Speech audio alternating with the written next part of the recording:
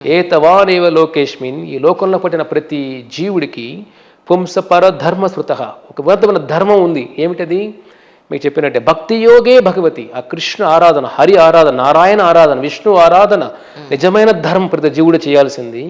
ఆ ధర్మం ఎలా మొదలవ్వాలి? ఎన్నామ గ్రహణ ఆదిభి, ఆది మొదలవ్వాలి. ఎట్లా? ఆ స్వామి నామంతో మొదలవ్వాలి. కాబట్టి ఏ జీవైతే స్వామి నామాన్ని జపం చేస్తాడు యమలోకానికి వచ్చే అర్హత వాడికి లేదు. రత్నాలు ఎన్నో ఉంటాయి, కానీ నాణ్యమైన రత్నం అతి తక్కువ ధరకే లభించే ఏకైక సంస్థ 6JVR. సౌత్ ఇండియాలోనే ద బెస్ట్ 6JVR. ఆ శరీరం తాకే అర్హత యమ భటులకే లేదు అంటాడు. కాబట్టి మన శరీరంలో 14 విష్ణు దేవాలయాలు ఉంటాయి.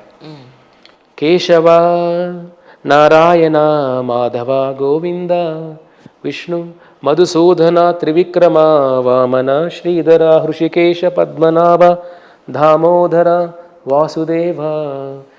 ఇవి 14 విష్ణు దేవాలయాలు ప్రతి శరీరంలో ఉంటాయి. కాబట్టి నామం స్వామిని స్మరిస్తూ పెట్టుకుంటాం. ఇది జస్ట్ నామాలు మాత్రమే కాదు ఇది. సో కాబట్టి ఇది ఏమిటయ్యా? కేశవ అంటే స్వామి నామానికి ఏమిటయ్యా అంటే చూడండి, ఇది స్వామి పాదం. ఇది ఇలా యూలాగా ఉంటుంది, యూ షేప్ ఉంటుంది కదా, స్వామి పాదం ఇది. స్వామి పాదాలు ఎప్పుడు కూడా ఆ తులసి సరోజగంధం, ఆ తులసీదేవితో తులసి దళంతో స్వామి అలంకరించబడి ఉంటుంది ఎప్పుడు ఆయన పాదాలు. ఇది తులసీ దళం. కాబట్టి మన ముద్ర, ఇప్పుడు మన పాస్పోర్ట్కి వీసా ముద్ర వేస్తాం కదా, యుఎస్ స్టాంప్ ఉంటే ఏమిటి? మీరు అమెరికా అడుగు పెట్టచ్చు కదా, ఆ స్టాంప్ వచ్చి అమెరికా స్టాంప్ ఇది. కరెక్ట్. గవర్నమెంట్ ఆఫీస్కి వెళ్తే స్టాంప్, ఐఎస్ఐ అప్రూవల్ స్టాంప్ అంటే ఏమిటి? ఐఎస్ఐ స్టాంప్ దొరికింది, ఒక సర్టిఫికేషన్ దొరికినట్టే కదా మనకి ఇది.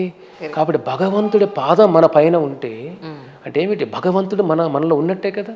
అఫ్కోర్స్ ప్రతి జీవిలో భగవంతుడు ఉన్నాడు, కానీ ఆ భగవంతుడి పాదం మన పైన ఒక ముద్రలాగా మనకు అది ఒక రక్షణ కవచం. అది అంటే అది అందంగా కూడా ఉంటాయి చాలామంది పెట్టుకున్నా కూడా. అంటే ఇప్పుడు ఎలా అయిపోతుంది సమాజం, బొట్టు లేకుండా అలా అయిపోయాం మనం. కానీ స్వామి పాదం మన మీద ఉంటే ఏమిటి చెప్పండి? రక్షణ కదా.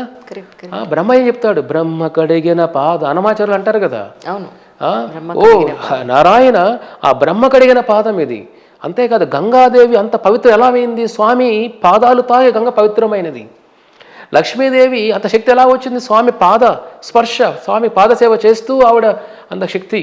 అంటే స్వామి పాదాల కోసం ఎంతో దేవతల నుంచి పుణ్య నదుల నుంచి స్వామి పాదాల కోసం తపిస్తూ ఉన్నాయి. ఆ పాదం మన పైన ఉంటే, కాబట్టి ఇది కంట తులసీమాల. ఇది తులసీదేవి. యమధర్మ చెబుతారు, తులసీదేవిని చూసిన, తులసీదేవికి ఆవిడికి ఆరాధన చేసిన, లేదా కొద్దిగా ఆవిడికి నీరు వేసిన, ఆవిడ తాకిన ఆ జీవి పుణ్యాన్ని వెలగట్టలేం. అలాంటి తులసీదేవి మన శరీరం పైన ఉంటే బృందావనం. కృష్ణుడు నిలయం ఏమిటి? వృందావనం. బృంద అంటే తులసి. నమో వృందాయే తులసిదేవ్యాయ ప్రియాయ కేశవశ్యచ. ఓ తులసి కేశవశ్యచ ప్రియాయ, మా కేశవుడికి హరికి చాలా దగ్గరైన భక్తురాలు నువ్వు. కాబట్టి ఆవిడ ఉన్న లోకమే వృందావనం. కృష్ణుడు ఎక్కడ ఉన్నాడు? ఆమె తులసి వనంలో కృష్ణుడు ఉన్నాడు.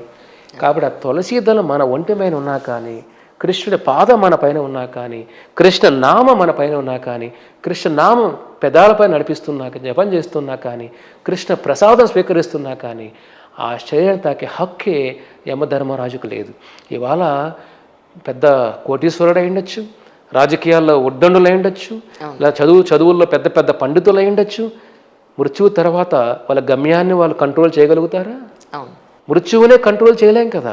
యమలోకంలో మనం అక్కడికి వెళ్ళిన తర్వాత మన శిక్షలు ఎలా ఉంటాయో, మన బాధలు ఎలా ఉంటాయో అవి బయట పడగలుగుతామా? లేదు.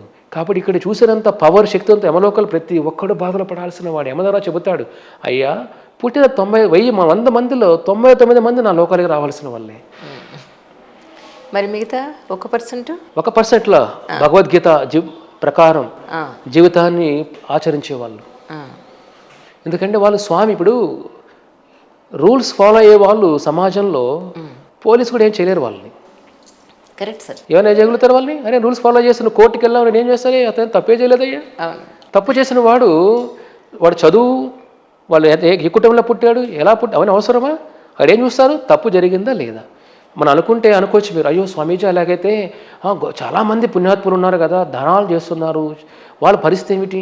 దానం చేయొచ్చు. పుణ్యాలు వేరు, పాపాలు వేరు.